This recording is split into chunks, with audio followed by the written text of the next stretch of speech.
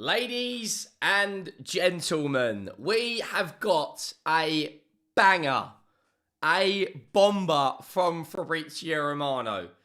And everyone was cooking me in my own comments the other day. Hundreds and hundreds, if not thousands of Arsenal fans have been cooking me for the last 2-3 weeks about this. But we are back. Eberechi Eze, bomber from Fabrizio Romano. And this is now going to be a game of chess. Arsenal versus Tottenham. Battling it out for Eberechi Eze. Now, I am not a deluded Spurs fan. I know Arsenal are a very, very attractive club for 99% of players. They're in the Champions League. But now so are we. It's not an even playing field. I'm not comparing Tottenham and Arsenal in the slightest.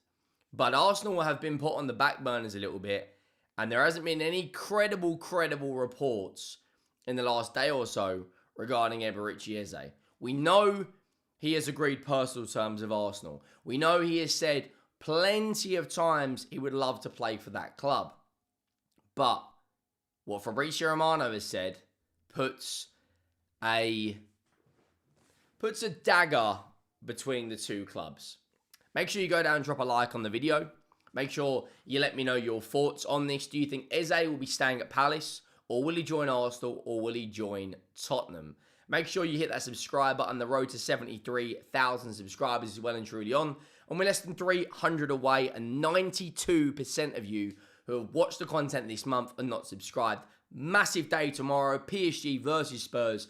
Can Tottenham win another trophy, or will we get absolutely battered like we did against Bayern Munich? There's a lot of content coming your way. But ladies and gents,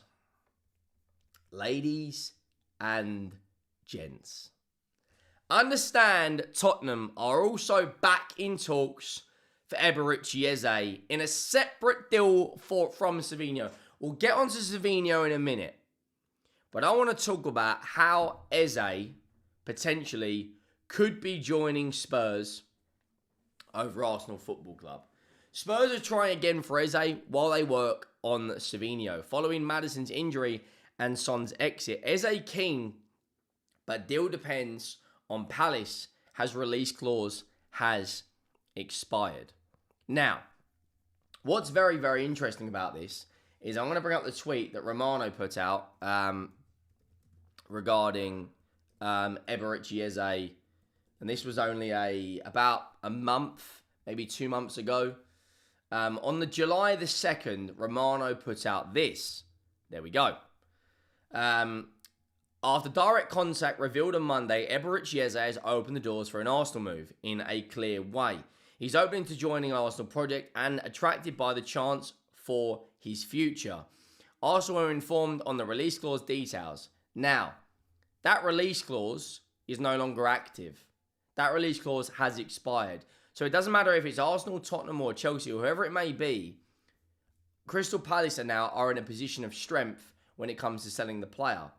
Because they're not pinned down to this release clause. They might be able to demand more than the original £68 million fee. Personally, I think he will be leaving Crystal Palace. Will he be joining Tottenham, or will he be joining Arsenal? Now, credible sources like Ben Jacobs, Fabrizio Romano, David Ornstein have said Arsenal are in the market for an attacking player and the left winger. They're focusing right now on departures. Fabio Vieira, Leandro Trossard potentially could leave. He may not now because of his injury. You've also got Reece Nelson, who's looked at by Fulham. But the fact that Tottenham have had a massive injury blow to James Maddison, which means he has done his anti-crucial ligament. He will be out until March, maybe April, maybe February, depending on his recovery. He's going to be out for a long time. Son has just left Tottenham. He's joined LAFC. And Dejan Kulusevski has had to have surgery, so he is going to be out until at least October, maybe late September. Tottenham are crying out for a creative player. We've brought in Mohamed Kudus, who looks an absolute gem. Eberechi Eze and Savinho massively improve us. Now, Savinho, for me, doesn't have a huge amount of end product. He's a fantastic dribbler, but he only got 1 goal last season in the Premier League with 8 assists. His output isn't that impressive. But if you can improve that output, you have got a techie player. Now, Fabrizio Romano has gone and followed up his tweet about an hour ago saying Tottenham keep working on both Savinho and Eze deals as exclusively revealed. Spurs want to add 2 attacking players to the squad and talks with Palace and City are ongoing. If we sign Eberechi Eze and Savinho and have a front three of Dominic Solanke up front, Eze in the 10, Kudus on the left, Savinho on the right, we may be cooking massively next season. Cooking on the highest order. Gourmet, Chef Ramsay type meals. The question is now, where does this leave Arsenal on their transfer pursuit? Because if they miss out on Eberechi Eze, and we know that Fabrizio Romano come out yesterday and spoke about a long-term Arsenal target by the name of Rodrigo joining Manchester City.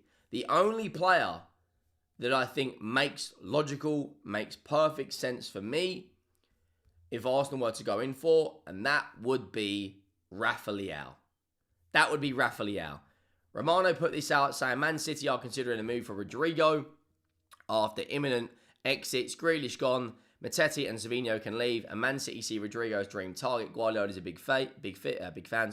Real Madrid will let him if the player goes about 100 million euros. Arsenal now, in terms of this Premier League title race, they cannot afford to miss out on both Rodrigo and Eberechi Eze.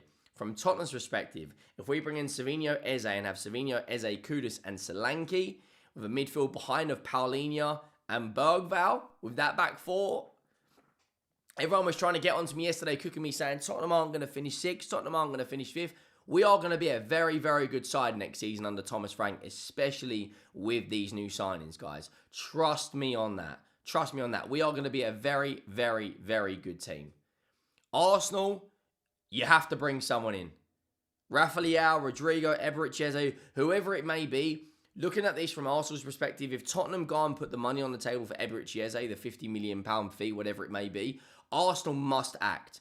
From Tottenham's perspective, just get the player done. Get it over the line. Bring this guy to Tottenham.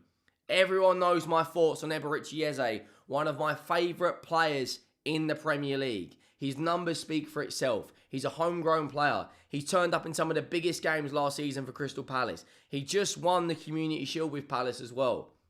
His numbers are extraordinary, considering no disrespect to Crystal Palace, but he plays for Palace.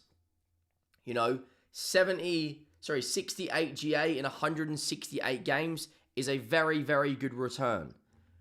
You know, come through, joined QPR, played at Wickham with Akin Fenwar. You know, look at his record for Crystal Palace. It's very, very, very, very good. What's that? 57 GA in 146 games. That's roughly 1 in 3. Championship, good record. FA Cup, not a bad record. I'm not really going to count the QPR games because he only played 259 minutes. But it makes so much sense. And the guy's contract, bearing in mind, this is another thing. He's part of the CAA agency that Tottenham have all of their players part of. It makes so much sense. So much sense. It's unreal. If you go on the transfer market and you look at CAA Base Limited and you look at who's part of that agency, you can literally see, I'll show you it to you now, guys. Cole Palmer, Eberechi Eze, James Maddison, Pedro Porro, Papa Matassar. And there is the guy there at the top, Eberechi Eze. Richarlison, Jed Spence. Who else we got on there? There'll be a lot more players on the second page. Just on the opening page, though, you got Sarr, Porro, Maddison, Richarlison, Jed Spence, and Eberechi Eze is there. He's part of the same agency as most of our players. On paper, this makes logical and perfect sense to bring him to Tottenham. Arsenal, I'll be honest, you guys have got to bring someone in. David Ornstein brought out the news earlier today that while this is very, very important, is Alexander Isak is basically gone on strike to force a move to Liverpool. So if Arsenal Arsenal fans, if Newcastle let Alexander Isak join Liverpool for this 130, 140 million pound fee, doesn't matter how much it may be, they have to go out there and sign someone. Alexander Isak will not play for Newcastle again, even if the window closes without exit. 25-year-old views Newcastle career over. No wish to regenerate. Club, the club say not for sale, but exploring the market amid Liverpool interest. And then David Ornstein come out of this about 15, 20 minutes ago. Newcastle started talks over Jacob Ramsey. West Ham also like a 24-year-old, vice versa, but Newcastle are emerging as a preferred choice. Eddie Howe's a big fan, feeling mutual. That will also help Aston Villa out because he is a academy homegrown player. But look, the transfer market is heating up. Let me know your thoughts. Make sure you drop a like. Make sure you hit that subscribe button. Do you think Eze will be an Arsenal player? Or do you think he will be a Tottenham player? Let me know down below, and I'll see you next time.